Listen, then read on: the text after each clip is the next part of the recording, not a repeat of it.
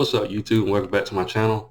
And in today's video, I'm going to be giving my prediction for the Oklahoma Sooners versus Baylor Bears game. But if you haven't, please like, share, and subscribe to the channel. And by doing so, it greatly helps out my channel, and it helps me grow as a content creator. Well, you got the Oklahoma Sooners, a team. They had a pretty rough, late September going into early October stretch where they got 3 losses, but they seem to pick it up, guys, and they're doing really, really good. You have a team in Baylor has some losses as well, but very, very close losses. And Baylor, if I'm not mistaken, was the Big 12 champ last year.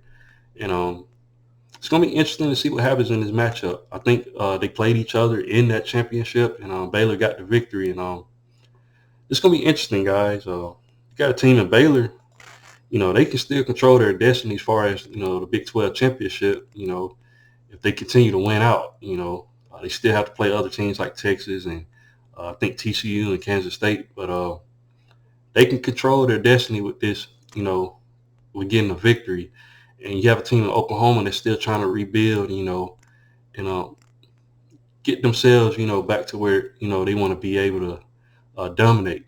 And I have no doubt in my mind that once, Oklahoma gets it all settled down, they're definitely going to be a team to watch out for.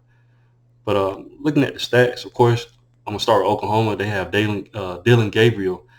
He's thrown for 1,766 yards with 14 touchdowns and 1 interception, doing a heck of a job leading the Oklahoma offense that he, very, very comfortable with, having ties with Jeff Levy as the offensive coordinator. So Oklahoma's offense is doing very, very well. Baylor has Blake Shapen. He's thrown for 1,819 yards. He has 13 touchdowns and 5 interceptions. So another guy that knows how to operate his offense. So Baylor also has a guy in Richard Reese. This guy is a beast of a player. If I'm not mistaken, I think he's a freshman. I might be wrong about that, but very, very good player. He has 791 yards on the season with 12 touchdowns. Baylor has one of the best rushing attacks in the Big 12. So that's going to be interesting in this matchup. Of course, Oklahoma has Eric Gray, transfer from Tennessee, another great guy. He has 796 yards with 6 touchdowns. So going to be watching both of these running backs in this game, guys. I expect both of these guys to, do a pretty good job. You got 2 skilled players at the skill position. So it's going to be interesting to see what happens. Of course, Baylor has Gavin Holmes, great player. He has 470 yards with 3 touchdowns. And, of course, Oklahoma has Marvin Mims. I mean, what can I say about this guy? He has 558 yards with 3 touchdowns. So these teams look strangely even, as far as stat-wise, guys, with the players. But I'm going to get into the points per game. Baylor's averaging 38.4 points a game, and Oklahoma's averaging 33.0 points a game. That's a shocking stat that I saw, guys. I thought Oklahoma, would be averaging more points than what they're doing. Baylor's actually outgaining them in points, so that's going to be interesting. Points allowed per game, Baylor's allowing 23.3, and Oklahoma's allowing 28.8. So Baylor has the advantage there again. Not allowing too many points. Oklahoma's not too far off of that, but Baylor's basically averaging 3 touchdowns a game. Oklahoma's averaging 4. So that's going to be interesting in this matchup. Total yards per game. Baylor's getting 456.3 yards a game. Oklahoma's getting 454.4 yards a game. So they're pretty neck and neck in total yards. So they're kind of basically even at that point, And basically, if you were to break that down, Baylor's averaging 254.8 in the air. Oklahoma's averaging 236.9 in the air. So Blake Shapen has a slight advantage, at the quarterback position, for points per game, as far as yardage per game per passing. Rushing, Baylor's getting 201.5 yards per game. Oklahoma's averaging 217.5 per game. So Oklahoma has the advantage rushing the ball better than Baylor at this point. And Baylor's a pretty good rushing team. So that shows you that Oklahoma is very, very good offensively. But we go to yardage allowed. Baylor is allowing 337 yards per game. Oklahoma is allowing 438 points per game. So yards per game. I'm sorry. So Baylor's averaging 223 through the air, and they're averaging 113 on the ground. Oklahoma's averaging 248 through the air, and Oklahoma's allowing 189 on the ground. So Oklahoma definitely has to stop the run, against a great rushing team in Baylor. Like I said, Richard Reese is a heck of a player. Oklahoma's going to be tasked with, stopping the run in this game.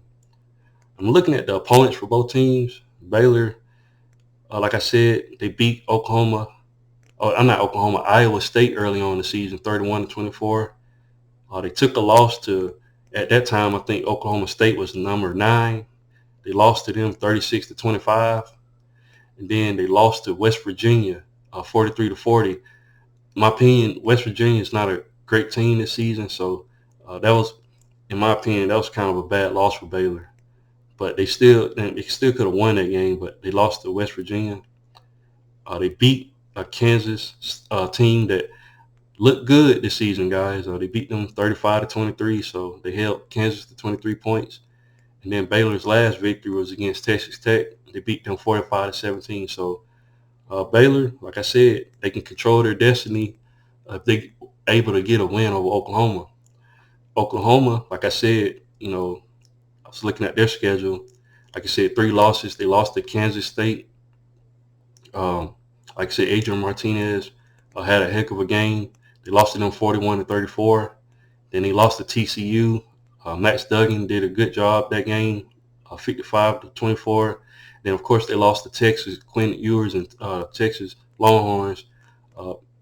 They held Oklahoma scoreless in that game. And that was a game I thought Oklahoma was going to come out and be able to put up a lot of points, but they lost to Texas. But then Oklahoma bounced back against Kansas, beating them 52-42. So another high-scoring game, but they was able to get the victory. And then they just beat Iowa State, 27-13. So, like I said, Oklahoma is getting better. Like I said, the defense is going to have to play very, very well in this matchup against Baylor. I'm looking at the spread for the games. Spread is at 3.5 for Oklahoma. If I was to give my prediction for the game,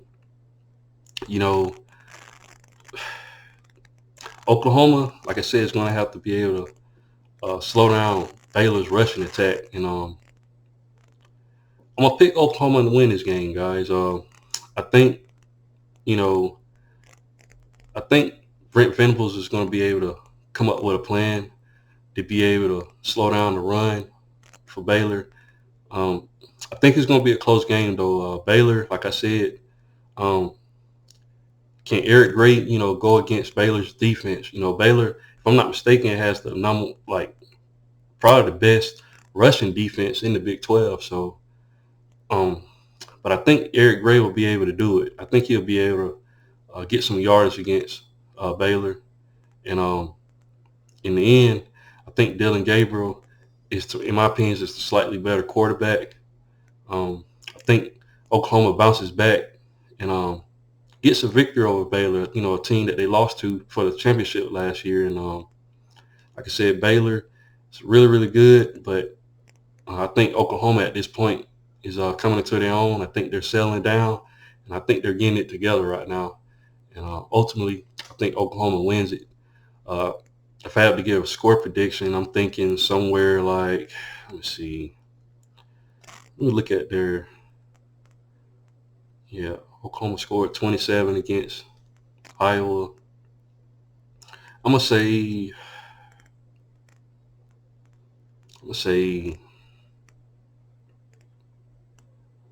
31-24. I'm gonna say 31-24 for Oklahoma. I think they continue their winning streak, and they can play and get better, during the season, and try to, finish out the season on a good note and prepare for next season. I think Baylor takes a loss here and, try to, continue to win out their games. They still, like I said, they might be out the race after losing to Oklahoma, in my opinion, but because they have a tough stretch down the end. Like I said, playing Texas, I think they play Kansas State and TCU. Them three teams are playing, very, very well right now, and I think they knocked Baylor out of winning the championship. But what do you guys think? Leave your thoughts and comments in the comment section. And once again, guys, if you haven't, please like, share, and subscribe to the channel. And I'll definitely be back with more college football content. Thanks, guys, and roll tide.